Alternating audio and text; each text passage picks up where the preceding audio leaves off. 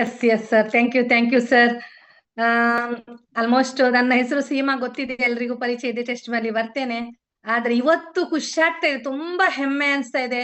ನನ್ನ ಸಕ್ಸಸ್ ಸ್ಟೋರಿಯನ್ನ ಹೇಳುವಂತ ಒಂದು ವೇದಿಕೆ ನನ್ಗೆ ಸಿಕ್ಕಿದೆ ಇಲ್ಲಿ. ಹೌದಲ್ವಾ? ಖುಷಿಯಾಗಿ ಹೇಳ್ತಾ ಇದ್ದೇನೆ. ಯಾಕೆಂತ ಹೇಳಿದ್ರೆ ಈ ಒಂದು ಅವಕಾಶ ಅನ್ನೋದು ಎಲ್ಲೆಲ್ಲಿ ಸರ್ ಹೇಳ್ದಾಗೆ ಒಂದು ಕಾಳ ಪುಷ್ಪ ಅಲ್ಲ, ಎಲ್ಲೋ ಒಂದು ಯಾವುದೋ ಮುಖಾಂತರ ಸಿಗುತ್ತೆ. ಹೌದಲ್ವಾ? ನನ್ನ ಒಂದು ಮೊದ್ಲಿನ ಬಾಲ್ಯದ ಸ್ಟೋರಿ ಹೇಳ್ಬೇಕಂದ್ರೆ, ನಾನು ಹುಟ್ಟಿದ್ದು ಉಡುಪಿಯಲ್ಲಿ, ಬೆಳೆದಿದ್ದು ಕುಂದಾಪುರದಲ್ಲಿ. ಹಾಗೆ ನಾನು ಎಜುಕೇಶನ್ ತುಂಬಾ ಹುಷಾರು, ಒಳ್ಳೆ ಬ್ರಿಲಿಯಂಟ್ ಸ್ಟೂಡೆಂಟ್.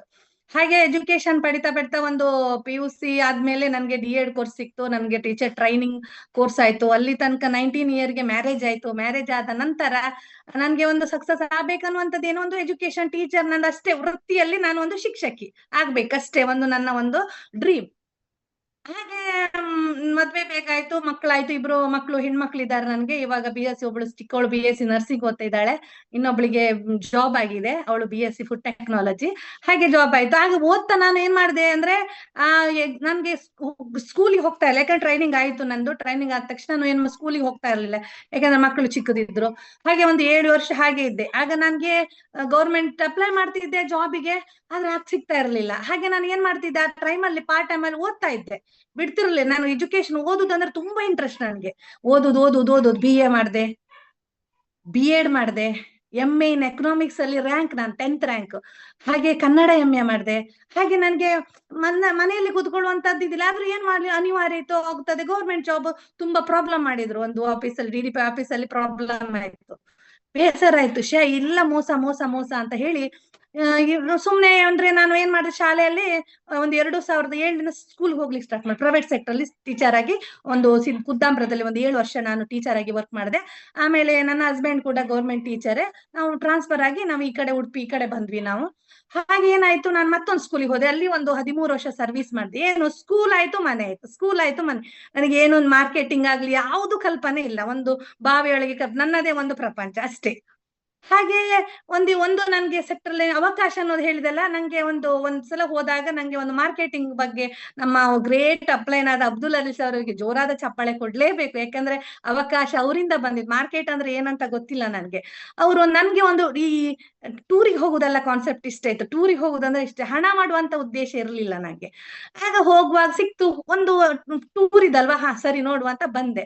ಬಂದ ತಕ್ಷಣ ನನ್ಗೆ ಏನಾಯ್ತು, ನಾವು ಟೂರಿಗೆಲ್ಲ ಹೋಗಿ ಎಂಜಾಯ್ಮೆಂಟ್ ಮಾಡಲ್ಲ, ಫ್ಯಾಮಿಲಿ ಎಲ್ಲ ಹೋಗಿ ಬಂದ್ವಿ, ಖುಷಿ ಆಯ್ತು. ಅದು ಒಂದು ಮಾರ್ಕೆಟಿಂಗ್, ಅವರೆಲ್ಲ ಇದ್ರಲ್ಲಿ ಇನ್ಕಮ್ ಬರುತ್ತೆ ಅಂತ ಹೇಳ್ತಾ ಇದ್ರು. ಹಾಗೆ ನಾನು ಏನ್ ಮಾಡಿದೆ, ಹೌದಾ ಹೌದಾ ಅಂತ ನಾನು ಟೈಮ್ ಕೊಡ್ತಿರ್ಲಿಲ್ಲ, ಯಾಕಂದ್ರೆ ನನಗೆ ಅದು ಗೊತ್ತೇ ಇಲ್ಲ. ಮಾರ್ಕೆಟಿಂಗ್ ಅಂದ್ರೆ, ನೆಟ್ವರ್ಕ್ ಮಾರ್ಕೆಟ್, ಡೈರೆಕ್ಟ್ ಸೆಲ್ಲಿಂಗ್ ಅಂದ್ರೆ ನನ್ಗೆ ಗೊತ್ತಿಲ್ಲ. ಹಾಗೆ ಸ್ವಲ್ಪ ವರ್ಕ್ ಮಾಡ್ತಾ ಮಾಡ್ತಾ ಸ್ವಲ್ಪ ಇನ್ಕಮ್, ಎಲ್ಲ ನಾನು ಸ್ಕೂಲ್ ಹೋಗ್ತಾ ಮಾಡಿದ್ದಲ್ವಾ, ಸ್ವಲ್ಪ ಇನ್ಕಮ್ ಬರ್ಲಿಕ್ಕೆ ಸ್ಟಾರ್ಟ್ ಆಯ್ತು. ಹಾಗೆ ಮತ್ತೆ ನನ್ಗೆ ಬೇರೆ ಒಂದು ಮಾರ್ಕೆಟಿಂಗ್ ಅಲ್ಲಿ ಅದ್ರ ಕಂಟಿನ್ಯೂಷನ್ ಆಯ್ತು. ಹಾಗೆ ಅಲ್ಲಿ ನನ್ಗೆ ಕೊರೋನಾ ಬಂತು, ಲಾಕ್ ಡೌನ್ ಟೈಮ್. ಹೌದಲ್ವಾ? ಆಗ ನಮ್ಗೆ ಟೈಮ್ ಇತ್ತು, ಯಾಕಂದ್ರೆ ನಮ್ಗೆ ಸಬ್ಜೆಕ್ಟ್ ಪೀರಿಯಡ್ ತುಂಬಾ ಕಮ್ಮಿ ಇರ್ತಿತ್ತು, ವಾರಕ್ಕೆ ಒಂದ್ ದಿವಸಕ್ಕೆ 1-2 ಅಷ್ಟೇ. ಆ ಫ್ರೀ ಟೈಮ್ ಅಲ್ಲಿ ನಾನು ಕೊರೋನಾ ಅಂತ ನೋಡ್ಲಿಲ್ಲ, ಹೋದೆ, ವರ್ಕ್ ಮಾಡ್ತಾ ಇದ್ದೆ. ಯಾವ್ದು ಇನ್ನೊಂದು ಮಾರ್ಕೆಟ್ ಇಲ್ಲ, ಮಾಡ್ತಾ ಇದ್ದೆ. ಒಳ್ಳೆ ಇನ್ಕಮ್ ಬರ್ಲಿಕ್ಕೆ ಸ್ಟಾರ್ಟ್ ಆಯ್ತು. 30,000 40,000. ನಾನು ಯೋಚನೆ ಮಾಡಿದೆ, ನಾನು ಮಾಡಿದ 20 ವರ್ಷ ಸರ್ವಿಸ್ ಅಲ್ಲಿ ಮಾಡ್ತಿದ್ದನ್ನ, ಅಥವಾ ತಿಂಗಳಲ್ಲಿ ನಾನು 20,000 ಸಂಬಳ ತೆಗೆದುಕೊಂಡಿದ್ದೆ, ಅದ್ರಲ್ಲಿ ಬರ್ದು ಒಂದು ದಿವಸಕ್ಕೆ ವಾರಕ್ಕೆ ಬರ್ಲಿಕ್ಕೆ ಸ್ಟಾರ್ಟ್ ಆಯ್ತು. ಮಾರ್ಕೆಟಿಂಗ್ ಅಲ್ಲಿ ಇನ್ಕಮ್ ಇದೆ ಅಂತ. ಹಾಗೆ ಕಂಟಿನ್ಯೂ ಆಯ್ತು. ಅದು ಒಂದ್ ಕಡೆ ಸ್ಟಾಪ್ ಆಯ್ತು. ನಾನು ಒಂದು ಡೈರೆಕ್ಟ್ ಸೆಲ್ಲಿಂಗ್ ಇಂಡಸ್ಟ್ರಿಯಲ್ಲಿ ನಾನು ಟೋಟಲ್ ಒಂದು ಸರ್ವಿಸ್ 10 ವರ್ಷದ ಅನುಭವ ಇದೆ. ಆಮೇಲೆ ನಾನು ಸ್ಕೂಲಲ್ಲೇ ಇದ್ದೆ. ನನ್ಗೆ ಹೆಲ್ತ್ ಇಶ್ಯೂಸ್ ಆಯ್ತು, ಯಾಕಂದ್ರೆ ನಾನು ಚಿಕ್ಕದಿರುವಾಗ ನಾನು ಈ ಕರೆಂಟ್ ಬೇಲಿಯನ್ನು ಮುಟ್ಟಿದವಳು ನಾನು. ಅಂದ್ರೆ ಅಲ್ಲಿಂದ ನಾನು ದೊಡ್ಡಪ್ಪ ಕುಟ್ಟಿ, ಮರದ ಕೋಲಲ್ಲಿ ಕುಟ್ಟಿ ಅಲ್ಲಿಂದ ನನ್ಗೆ ಏನಾಯ್ತು, ಬ್ಲಡ್ ಸರ್ಕ್ಯುಲೇಷನ್ ಪ್ರಾಬ್ಲಮ್ ಇತ್ತು. ಚಿಕ್ಕದಿರುವಾಗ ಗೊತ್ತಾಗ್ತಿರ್ಲಿಲ್ಲ. ಈ 30-35 ಏಜ್ ಆದಾಗೆ ನನ್ಗೆ ಬ್ಯಾಕ್ ಪೇನ್ ಸ್ಟಾರ್ಟ್ ಆಯ್ತು. ನಿಂತ್ಕೊಂಡು ಪಾಠ ಮಾಡ್ಲಿಕ್ಕೆ ಆಗೋದಿಲ್ಲ. ನನ್ಗೆ ಸರ್ಕ್ಯುಲೇಷನ್ ಅಂದ್ರೆ ಎಷ್ಟು ಅಂದ್ರೆ, ನನ್ಗೆ ರಾತ್ರಿ ಮಲಗ್ಲಿಕ್ಕೆ ಬಿಡ್ತಿರ್ಲಿಲ್ಲ. ಹೀಗೆ ಮೆಡಿಸಿನ್ ಚಾಲು ಇತ್ತು. ಆಗ ನನ್ಗೆ ತುಂಬಾ ಪ್ರಾಬ್ಲಮ್ ಇರುವಾಗ ನನ್ಗೆ ಇದ್ರ ಬಗ್ಗೆ ನಿಸರ್ ಸರ್ ಅವರು ಮಾಹಿತಿ ಕೊಟ್ಟು, ಅವರಿಗೆ ಧನ್ಯವಾದಗಳನ್ನು ತಿಳಿಸ್ತೇನೆ. ಒಳ್ಳೇದಾಗುತ್ತೆ ಮೇಡಮ್, ಯೂಸ್ ಮಾಡಿ, ನನ್ನ ಮಿಸ್ಸಸ್ಗೆ ತುಂಬಾ ಒಳ್ಳೆ ರಿಸಲ್ಟ್ ಬಂದಿದೆ ಅನ್ನುವಾಗ, ನನ್ನ ಹಸ್ಬೆಂಡ್ ಕೂಡ ಸ್ವಲ್ಪ ಪ್ರಾಬ್ಲಮ್ ಇತ್ತು, ಶುಗರ್ ಎಲ್ಲ. ನೋಡುವ, ಇಷ್ಟೆಲ್ಲ ಖರ್ಚು ಮಾಡ್ತೇವಲ್ಲ ಅನ್ನುವಂತ ದೇಶದಿಂದ ತಗೊಂಡು ನಾನು ಯಾರಿಗೂ ಫಸ್ಟ್ ಹೇಳಲಿಕ್ಕೆ ಹೋಗಿಲ್ಲ. ಯಾಕಂದ್ರೆ ಹೆಲ್ತ್ ಇಸ್ ವೆಲ್ತ್, ಅಂದ್ರೆ ಆರೋಗ್ಯದ ಬಗ್ಗೆ ಆಟ ಆಡ್ಲಿಕ್ಕೆ ಆಗೋದಿಲ್ವಾ. ನನಗೆ ಒಳ್ಳೇದಾದ್ರೆ ನಾನು ಇನ್ನೊಬ್ರಿಗೆ ಮಾಡ್ತೇನೆ, ಹೇಳ್ತೇನೆ ಅನ್ನುವಂತ ಇದ್ರಲ್ಲಿ ನಾನು ಏನ್ ಮಾಡ್ದೆ, ಸ್ಟಾರ್ಟ್ ಮಾಡ್ದೆ. ಒಳ್ಳೇದಂದ್ರೆ ಒಂದು ತಿಂಗಳಲ್ಲೇ, ಇವಾಗ ನಾನು ಯೂಸ್ ಮಾಡಿ 2.5 ವರ್ಷ 3 ವರ್ಷ ಆಗ್ತಾ ಬಂತು. ಇನ್ನು 3 ವರ್ಷ ಆಗಿಲ್ಲ, 2 ವರ್ಷ 10 ತಿಂಗಳಾಗಿದೆ ನಾನು ಯೂಸ್ ಮಾಡಿ. ನನ್ಗೆ ಒಂದು ತಿಂಗಳಲ್ಲಿ ಒಳ್ಳೆ ರಿಸಲ್ಟ್ ಬಂತು. ನನ್ಗೆ ಸರ್ಕ್ಯುಲೇಷನ್ ಇತ್ತು, ಅದನ್ನೇ ಸ್ಕೂಟಿಯಲ್ಲಿ ಹೋಗುವ ಕೈಕಾಲೆಲ್ಲ ಒಂದು ನಮ್ಗೆ ಜೋಮಿ ಹಿಡಿತಿ, ತುಂಬಾ ಪ್ರಾಬ್ಲಮ್ ಇತ್ತು. ಎಲ್ಲದಕ್ಕೆ ಪರಿಹಾರ ಸಿಕ್ತು. ಬ್ಯಾಕ್ ಪೇನ್ ಇಲ್ಲಿ ತನಕ ಎಲ್ಲೂ ಹೋಗಿದೆಯೋ ಗೊತ್ತಿಲ್ಲ ನನ್ಗೆ. ಆಮೇಲೆ ನನ್ನ ಹಸ್ಬೆಂಡಿಗೆ ಕೂಡ ಒಳ್ಳೆ ಇತ್ತು. ಆಮೇಲೆ ನಾನು ಅಮ್ಮನಿಗೆ ಕೊಟ್ಟೆ, ಅಮ್ಮನಿಗೆ ಒಳ್ಳೆ ರಿಸಲ್ಟ್ ಬಂತು. ಮತ್ತೆ ನನ್ನ ತಂದೆಗೆ ಸೈಡ್ ಹೋಗಿತ್ತು, ಅಂದ್ರೆ ಸಡನ್ಲಿ ಆಗಿ ಒಂದು ಪ್ಯಾರಲಿಸ್ ಆದಾಗ ನಾನು ಅಮ್ಮನಿಗೆ ಒಂದೇ ಹೇಳಿದ್, ಈ ಬ್ರಾಟ್ರಸ್ ಅಲ್ಲಿ ಮಲ್ಸು ಮಾರಾಯ, ಒಳ್ಳೇದಾಗತ್ತೆ ಅಂತ. ನನ್ಗೂ ಫಸ್ಟ್ ಒಂದ್ 3 ತಿಂಗಳಲ್ಲಿ ನಾನು ಯೂಸ್ ಮಾಡಿದ 3 ತಿಂಗಳಲ್ಲೇ ನನಗೆ ನನ್ನ ತಂದೆಗೆ ಪ್ಯಾರಲಿಸ್ ಆಯ್ತು. ಆವಾಗ ನಾನು ಒಂದೇ ಹೇಳುದು, ಈ ಮ್ಯಾಟ್ರಸ್ ಮಲ್ಸ್ ಆಗುತ್ತಾ ಅನ್ನುವಂತ ಡೌಟ್ ಇತ್ತು ನನ್ಗೆ. ನಾನು ಮತ್ತೆ 1-1/4 ಗಂಟೆಯಲ್ಲಿ ನಾನು ಕುಂದಾಪುರಕ್ಕೆ ಹೋಗ್ತೇನೆ, ಪಪ್ಪ ಸರಿಯಾಗಿದ್ದಾರೆ. ಅಲ್ಲಿಂದ ನನ್ಗೆ ಗೊತ್ತಾಯ್ತು ಈ ಪ್ರಾಡಕ್ಟ್ ಅಲ್ಲಿ ವಿಲ್ ಪವರ್ ಇದೆ. ಆಮೇಲೆ ನನ್ನ ಫ್ರೆಂಡ್ ಈಗಲೂ ಕೂಡ ಮಮತಾ ಮೇಡಮ್ ಈಗ ಕೂಡ ಹೋಸ್ಟ್ ಕ್ಲಬ್ ಆಗಿದ್ದಾರೆ, ಅವ್ರದ್ದು ಬ್ಯಾಕ್ ಪೇನ್ ಇತ್ತು, ಅವ್ರಿಗೆ ಕೊಟ್ಟೆ. ಅಲ್ಲಿಂದ ಅವರಿಗೆ ರಿಸಲ್ಟ್ ಬಂತು. ಅಲ್ಲಿಂದ ಖುಷಿಯಾದ ಪ್ರಾಡಕ್ಟ್ ಇಲ್ಲಿ ತನಕ ಒಂದು 5,000-6,000 ತನಕ ರೀಚ್ ಮಾಡಿದ್ದೇನೆ. ಖುಷಿ ಆಗ್ತಾ ಇದೆ. ಈ ಬಯೋಟೋರಿಯಂ ನಮ್ಗೆ ದೇವರ ತರ ಬಂದಿದೆ, ಒಂದು ಭಾಗ್ಯ ಅನ್ಬಹುದು. ಹೌದಲ್ಲ? ಯಾಕೆ ಅಂತ ಹೇಳ್ತಾ ಇದ್ದೇನೆ ಅಂದ್ರೆ, ಹಣ ಬರುತ್ತೆ. ಈಗ ನಾನು ಶಾಲೆಯಲ್ಲಿ ಕೊಡ್ತಾ ಇರೋದು ವಿದ್ಯಾಭ್ಯಾಸ, ವಿದ್ಯೆ ಕೊಡ್ತಾ ಇದ್ದೀನಿ. ಇಲ್ಲಿ ಏನ್ ಕೊಡ್ತಾ ಇದ್ದೀನಿ? ಆರೋಗ್ಯ. ಒಬ್ಬ ವ್ಯಕ್ತಿಯನ್ನ ಜೀವನ್ ಮರಣ ಹೋರಾಟವನ್ನ ಅನುಭವಿಸಿ ನೋವನ್ನ ಅನುಭವಿಸೋನಿಗೆ ಒಂದು ಪರಿಹಾರವನ್ನ ಕೊಡ್ತಾ ಇದ್ದೇವೆ. ಅವರಿಗೆ ನಮಗೆ ಒಂದು ಆಶೀರ್ವಾದ ಸಿಗ್ತಾ ಇದೆ. ನಾನು ಯಾವಾಗ್ಲೂ ಹಣಕ್ಕಾಗಿ ನಾನು ಪ್ರಾಡಕ್ಟ್ ಬಗ್ಗೆ ಯೋಚನೆ ಮಾಡಲ್ಲ. ನನ್ಗೆ ಉದ್ದೇಶ ಇಷ್ಟ ಇರುತ್ತೆ, ಅವರಿಗೆ ಇದು ಬೇಕು, ಇದು ಅವರಿಗೆ ರೀಚ್ ಆಗ್ಬೇಕು, ಅವರಿಗೆ ಏನಾಗುತ್ತೆ, ಇದು ಹೆಲ್ಪ್ ಆಗತ್ತೆ, ಅವ್ರ ಆರೋಗ್ಯ ಸರಿ ಆಗೇ ಆಗತ್ತಾರೋ ಅನ್ನೋ ಉದ್ದೇಶದಲ್ಲಿ ಕೊಟ್ಟಿರ್ತೇನೆ. ನಾವು ಮತ್ತೆ ವಿಚಾರಿಸ್ತಾ ಇರ್ತೇವೆ, ಅವರಿಗೆ ರಿಸಲ್ಟ್ ಬಂದಿರುತ್ತೆ. ಹಾಗೆ ಏನಾಯ್ತು, ಅವ್ರಿಗೆ ಖುಷಿಯಾಗಿ ಅವರು 10 ಜನಕ್ಕೆ ಹೇಳಿಕ್ ಸ್ಟಾರ್ಟ್ ಮಾಡಿದ್ರು. ಹೀಗೆ ಹೇಳಿದಂತ ಒಂದು ನಮ್ಮ ಬೆನ್ನು ನೋವಿರುವಂತ ಮಮತಾ ಮೇಡಮ್ ಕೊಟ್ಟು ಅವ್ರಿಗೆ ಒಳ್ಳೇದಾಯ್ತು, ಅವ್ರು ಕುಂದಾಪುರದಲ್ಲಿ ಎಲ್ರಿಗೆ ಹೇಳಿಕ್ಕೆ ಸ್ಟಾರ್ಟ್ ಮಾಡಿದ್ರು. ಹೀಗೆ ಹೇಳ್ತಾ ಹೇಳ್ತಾ ಹೇಳ್ತಾ ಹೇಳ್ತಾ ತಿಂಗಳಲ್ಲಿ ನಾನು ಸ್ಕೂಲಲ್ಲಿ ಹಾಫ್ ಪಾರ್ಟ್ ಟೈಮ್ ಆಗೇ ಮಾಡ್ತಾ ಇದ್ದೆ. ಖುಷಿ ಆಯ್ತು, ನನ್ಗೆ ಇನ್ಕಮ್ ಬರ್ಲಿಕ್ಕೆ ಸ್ಟಾರ್ಟ್ ಆಯ್ತು. ಎಲ್ರು ಅಪಾಯಿಂಟ್ಮೆಂಟ್ ಕೊಡ್ಲಿಕ್ಕೆ ಸ್ಟಾರ್ಟ್, ಮೇಡಮ್ ನನ್ಗೂ ಬರ್ಬೇಕು, ನನ್ಗೊಂದು ಪ್ರಾಡಕ್ಟ್ ಕೊಡಿ ಮೇಡಮ್ ಅಂತ. ಖುಷಿ ಆಯ್ತು. ಪ್ರಿನ್ಸಿಪಲ್ ಹತ್ರ ಹೇಳಿ ಬಿಡ್ಲಿಲ್ಲ ನನ್ನ ಸ್ಕೂಲಲ್ಲಿ, ಆದ್ರೂ ಕೂಡ ಅವ್ರ ಹತ್ರ ಒಂದು ರಿಕ್ವೆಸ್ಟ್ ಮಾಡಿ ರೀಸನ್ ಕೊಟ್ಟು ಶಾಲೆಯಿಂದ ಫುಲ್ ಟೈಮ್ ಆಗಿ ವರ್ಕ್ಲಿಕ್ಕೆ ಬಂದೆ, ಸ್ಟಾರ್ಟ್ ಮಾಡಿದೆ. ಸ್ಟಾರ್ಟ್ ಮಾಡಿದ್ಮೇಲೆ ಕೂತ್ಕೊಳ್ಳಿಲ್ಲ. ಎಲ್ಲಾಗುತ್ತೋ ಯಾರೇ ಸಿಗ್ಲಿ, ದಾರಿಯಲ್ಲಿ ಕೂಡ ಸಿಗ್ಲಿ, ನನ್ನ ಉದ್ದೇಶ ಇಷ್ಟೇ, ಅವರಿಗೆ ಇದು ಆಗತ್ತೆ ಗೊತ್ತಿರುತ್ತೆ ನಮ್ಗೆ, ಯಾಕಂದ್ರೆ ಅನುಭವಿಸಿದ್ದನ್ನ ಹೇಳುವಂತದ್ದು. ಹಾಗೆ ಖುಷಿ ಆಯ್ತು. ಅವರಿಗೆ ರೀಚ್ ಮಾಡ್ತಾ ಮಾಡ್ತಾ ಮಾಡ್ತಾ ನೀವು ಶಾಲೆಯಲ್ಲಿ ತಗೊಳ್ಳುವಂತ ದಿವಸದ ತಿಂಗಳಿನ ಇನ್ಕಮ್ ಅನ್ನ ಒಂದು ದಿವಸಕ್ಕೆ ಪಡಿಲಿಕ್ಕೆ ಸ್ಟಾರ್ಟ್ ಮಾಡಿದೆ. ಒಂದು ಆಸ್ ಎ ಲೇಡಿ ಆಗಿ ನಾನೊಂದು ಟೋಟಲ್ ಆಗಿ ಒಂದು 40 ಲ್ಯಾಕ್ ಅರ್ನ್ ಮಾಡಿದೆ. ಇದರಲ್ಲಿ 2 ವರ್ಷ 10 ತಿಂಗಳಲ್ಲಿ ಅರ್ನ್ ಮಾಡಿದೆ. ಖುಷಿ ಆಯ್ತು. ನಾನು ಅರ್ನ್ ಮಾಡೋದ್ರ ಜೊತೆಗೆ ನನ್ನಲ್ಲಿ ಇರುವಂತ ಆಲ್ಮೋಸ್ಟ್ ನನ್ನ ಫ್ರೆಂಡ್ ಸರ್ಕಲ್, ನನ್ನ ಅಸೋಸಿಯೇಟ್ ಆಲ್ಮೋಸ್ಟ್ ಲೇಡೀಸ್ ಇರುವಂತದ್ದು. ಲೇಡೀಸ್ ಅವ್ರಿಗೆ ನೋಡಿ, ಮಹಿಳೆಯರು ಅಬಲೆಯರಲ್ಲ ಸಬಲೆಯರು ಅನ್ನೋದನ್ನ ನಾನು ತೋರಿಸಿಕೊಟ್ಟೆ. ಯಾಕಂದ್ರೆ ಎಷ್ಟೋ ಕಷ್ಟದಲ್ಲಿ ಇರ್ತಾರೆ, ಅವರಿಗೆ ನೋಡಿ ಒಂದು ಇನ್ವೆಸ್ಟ್ಮೆಂಟ್ ಮಾಡ್ಲಿಕ್ಕೆ ಸಾಧ್ಯ ಇಲ್ಲ. ಈ ಸೆಕ್ಟರ್ ಆಗುತ್ತಾ? ಇಲ್ಲ. ನಮ್ಮ ಹತ್ರ ಬಡ ವರ್ಗದ ಕುಟುಂಬದವರಿಗೆ ಇನ್ವೆಸ್ಟ್ ಮಾಡ್ಲಿಕ್ಕೆ ಆಗುದಿಲ್ಲ. ಇಲ್ಲಿ ಏನು, ನಮ್ಮ ಆರೋಗ್ಯಕ್ಕಾಗಿ ನಾವು ಊಟವನ್ನು ಮಾಡ್ತೇವೆ, ಬೇರೆಯನ್ನು ತಗೊಳ್ತೇವೆ ತಾನೆ. ಒಂದು ನಮ್ಗೆ ಹೆಲ್ದಿ ಪ್ರಾಡಕ್ಟ್ ಅನ್ನ ನಾವು ತಗೊಳ್ಳುವುದ್ರ ಜೊತೆಗೆ ಅವರ ಬ್ಲಾಂಕ್ ಚೆಕ್ ಅನ್ನು ಅವ್ರು ಬರಿಬಹುದು. ಇಲ್ಲಿ ಎಷ್ಟು ಕೂಡ ನಾವು ಕೋಟಿಗಟ್ಲೆ ಮಾಡುವಂತ ಅವಕಾಶ ಎಲ್ರಿಗೂ ಇದೆ. ಲೇಡೀಸ್ಗೂ ಇದೆ, ಜೆಂಟ್ಸಿಗೂ ಇದೆ, ಎಲ್ರಿಗೂ ಇದೆ. ಇಲ್ಲಿ ಅದನ್ನ ಏನ್ ಮಾಡ್ಬೇಕಂದ್ರೆ, ಇಲ್ಲಿ ನಾನು ಹೇಳುವಂತದ್ದು ಇಲ್ಲಿ ಇಷ್ಟೇ, ಪ್ರತಿಯೊಬ್ರು ಕೂಡ ಟೈಮ್ ಕೊಡಿ. ಇನ್ನೊಬ್ಬರಿಗೆ ನೀವು ಯೋಚನೆ ಮಾಡ್ಲಿಕ್ಕೆ ಹೋಗ್ಬೇಡಿ. ಪ್ರಾಡಕ್ಟಿಗೆ ದಮ್ ಇದೆ. ಒಬ್ಬ ಬ್ಲಡ್ ಸರ್ಕ್ಯುಲೇಷನ್ ಯಾರ ಹತ್ರ ಇದೆ ಅವ್ರಿಗೆಲ್ರಿಗೂ ಈ ಪ್ರಾಡಕ್ಟ್ ಆಗುತ್ತೆ. ಹೌದಲ್ವಾ? ನಾವ್ ಏನ್ ಮಾಡ್ತಾ ಪ್ರಮೋಟ್ ಮಾಡ್ತಾ ಮಾಡ್ತಾ ಆ ಖುಷಿಯನ್ನ ನಾವೇ ಈ ಬಯೋಟೋರಿಯಂ ಅಲ್ಲಿ ರಕ್ತಗತ ಆಗಿದ್ದೇವೆ. ಕನ್ಸಲ್ ನಿದ್ರೆಲ್ಲೋ ನಮ್ಗೆ ಇದೇ ಬರುತ್ತೆ. ಅಂದ್ರೆ ಅಷ್ಟು ಖುಷಿ ಆಗತ್ತೆ. ನಮ್ಮ ಈ ಸಿಸ್ಟಮ್ ಇದೆ, ಇನ್ಸ್ಪೈರ್ ಇಂಡಿಯಾ ಅಸೋಸಿಯೇಷನ್ ಅಲ್ಲಿ ಒಂದು ಸಿಸ್ಟಮ್ ಮುಖಾಂತರ ಹೋಗುವ. ಹೇಗೆ ಅಂದ್ರೆ ನಾವು ಹೇಗೆ ಅದನ್ನ ರೀಚ್ ಮಾಡುವಂತದ್ದು, ಹೇಗೆ ನಾವು ಸಿಸ್ಟಮ್ ಆಗಿ ನಾನು ಹೋಗ್ದೆ, ಅದೇ ರೀತಿ ಉಳಿದವರು ಕೂಡ ಈಗ ಇನ್ನು ಬಂದವರು ಕೂಡ ಎಲ್ಲರೂ ಸಿಸ್ಟಮ್ ಆಗಿ ಹೋಗುವ. ಒಳ್ಳೆ ಒಂದು ಇನ್ಕಮ್ ನಮ್ಮ ಕೈಯಲ್ಲಿ ಅಪಾರ್ಚುನಿಟಿ ಇದೆ. ಹೌದಲ್ವಾ? ಈಗ ನೋಡಿ, ಎಷ್ಟೋ ಜನರು ಎಷ್ಟು ಬೆಳಿಗ್ಗೆಯಿಂದ ಸಂಜೆ ತನಕ ದುಡಿತಾರೆ. ಆಶಾ ಕಾರ್ಯಕರ್ತರಿರ್ಬಹುದು, ನಮ್ಮ ಒಂದು ಅಂಗನವಾಡಿ ಇರ್ಬಹುದು, ಅಥವಾ ಸೇಲ್ಸ್ ಇರ್ಬಹುದು, 10-15 ಸಾವಿರಕ್ಕೋಸ್ಕರ ಎಷ್ಟು ಕಷ್ಟ. ಈಗ ನನ್ನ ಸೇರಿ ನಾನು ಕೂಡ ಟೀಚರ್ ವೃತ್ತಿಯಲ್ಲಿ 17 ವರ್ಷ ಸರ್ವಿಸ್ ಮಾಡಿದ್ದೇನು. ನನ್ಗೆ ಡ್ರೀಮ್ ಇತ್ತು. ನನ್ಗೆ ಯಾಕಂದ್ರೆ ಗೌರ್ಮೆಂಟ್ ಜಾಬ್ ಯಾವಾಗ ಆಗ್ಲಿಲ್ಲ, ನಾನು ಬಿಟ್ಟೆ. ನಾನು ಯಾವಾಗ್ಲೂ ನನ್ನ ಮಾರ್ಕ್ಸ್ ಕಾರ್ಡ್ ಅನ್ನ ಹಿಂದೆ ತೆಗೆದು ನೋಡ್ಲೇ ಇಲ್ಲ. ಯಾವಾಗ ನಮ್ಮ ಒಂದು ಡೈರೆಕ್ಟ್ಸ್ ಅಲ್ಲಿ ಬಂದು ನನ್ನ ಮಾರ್ಕ್ಸ್ ಕಾರ್ಡ್ ಕೂಡ ನೋಡ್ಲಿಲ್ಲ, ಯಾಕಂದ್ರೆ ರ್ಯಾಂಕ್ ಸ್ಟೂಡೆಂಟ್ ಆದ್ರೂ ಕೂಡ ಇಲ್ಲ. ಯಾಕಂದ್ರೆ ಇಲ್ಲಿ ಗೊತ್ತಾಯ್ತು, ಅಲ್ಲಿರುವಕ್ಕಿಂತ ಹಣ ಇಲ್ಲಿದೆ, ಆಶೀರ್ವಾದ ಇಲ್ಲಿದೆ. ಇಲ್ಲಿ ಎಫರ್ಟ್ ಮಾಡಿದ್ರೆ ಹಾಕಿದ್ರಷ್ಟು ಎಷ್ಟು ಕೂಡ ಇಲ್ಲಿ ಇನ್ಕಮ್ ಮಾಡ್ಬೋದಂತ ಗೊತ್ತಾಯ್ತು. ಹಾಗಾಗಿ ನಾನು ಏನ್ ಮಾಡ್ದೆ, ಇನ್ಕಮ್ ಮಾಡ್ತಾ ಮಾಡ್ತಾ ಎಷ್ಟೋ ಜನರಿಗೆ ಆದಾಯನ ಮಾಡಿಸ್ಕೊಡ್ತೇನೆ. ಇದೆ ಎಷ್ಟೋ ಮಹಿಳೆಯರು ಬೆಳೀತಾ ಇದ್ದಾರೆ. ಉಳಿಸಿ ಬೆಳೆಸುವಂತದ್ದೇ ಇಲ್ಲಿ, ಕಾಲೆ ಅಳಿಯುವಂತದ್ದು ಇಲ್ಲಿ ಇಲ್ಲ.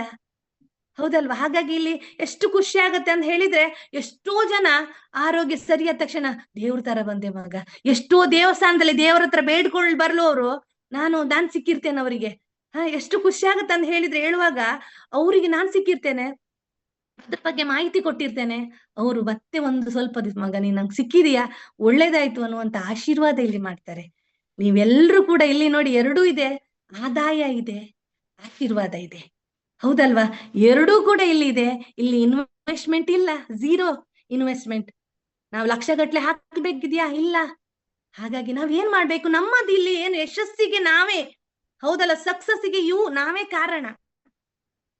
ಹೇಗೆ ನಾವು ಕೊಡುತ್ತೆ, ಈಗ ನಾವು ಒಂದು ಸೆಕ್ಟರ್ ಅಲ್ಲಿ 10,000 ಸಂಬಳ ತಗೊಂತೀವಿ ಅಂದ್ರೆ ಅಲ್ಲಿ ಟೈಮ್ ಅನ್ನ ಕೊಡ್ತೇವೆ. ಇಲ್ಲಿ ಕೂಡ ಕೊಡುವಂತದ್ದು ಟೈಮ್. ನೀವೊಂದು ನಿಮ್ಮ ಡ್ರೀಮ್ ಇಟ್ಕೊಳ್ಳಿ ಇಲ್ಲಿ. ಅದ್ರ ಜೊತೆಗೆ ಎಷ್ಟೋ ಜನರಿಗೆ ನಾನು ಕೊಟ್ಟ ಆ ವ್ಯಕ್ತಿಗೆ ಆರೋಗ್ಯ ಆಗ್ಬೇಕಂದ್ ಒಳ್ಳೇದಾದ್ರೆ ಅವನು 10 ಜನರಿಗೆ ಹೇಳ್ತಾನೆ, ಡುಪ್ಲಿಕೇಶನ್ ಆಗತ್ತೆ.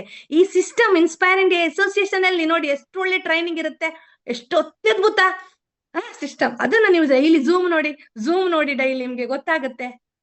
ಹಾಗೆ ಏನಾಗತ್ತೆ, ಅನುಭವನ್ನ ನಾವು ಇನ್ನೊಬ್ರಿಗೆ ಹೇಳುವಾಗ ನಮ್ಗೆ ಹೆಮ್ಮೆ ಬರುತ್ತೆ, ಖುಷಿ ಆಗತ್ತೆ. ನಮ್ಮ ಡಾಕ್ಟರ್ ಸಾಗರ್ ಜೋಶಿ ಅವರು ದೇವಮಾನವ ಅನ್ನುವ ಕಾರಣ ಏನಿದೆ, ಎಷ್ಟೋ ಜನರ ಆರೋಗ್ಯಕ್ಕೆ ದಾರಿದೀಪ ಆಗಿದ್ದಾರೆ. ಹೌದಲ್ವಾ? ನೋಡಿ, ಆ ದಿವಸ ಪ್ರಾಡಕ್ಟ್ ಇರ್ಲೇ ಇದ್ರೆ ನಾವು ಎಷ್ಟೋ ಜನರು ಎಷ್ಟೋ ಲಕ್ಷ ಖರ್ಚು ಮಾಡಿದವರು, ನಾನ್ ಕೊಟ್ಟವ್ರು ಎಷ್ಟೋ ಜನ 17 ಲಕ್ಷ ಖರ್ಚು ಮಾಡಿದವರು ಇದ್ದಾರೆ. ಒಂದು ಮಗು ನಡೆದಿದ್ದ ಮಗು ಇಲ್ಲಿ ಉಂಟಲ್ಲ, ಈಗ ನಡೀತಾ ಇದೆ. ಒಂದು ಅಬ್ನಾರ್ಮಲ್ ಇರುವಂತ ಫಿಟ್ಸ್ ಮಗು ಈಗ ಜಾಬಿಗೆ ಹೋಗ್ತಾ ಇದೆ.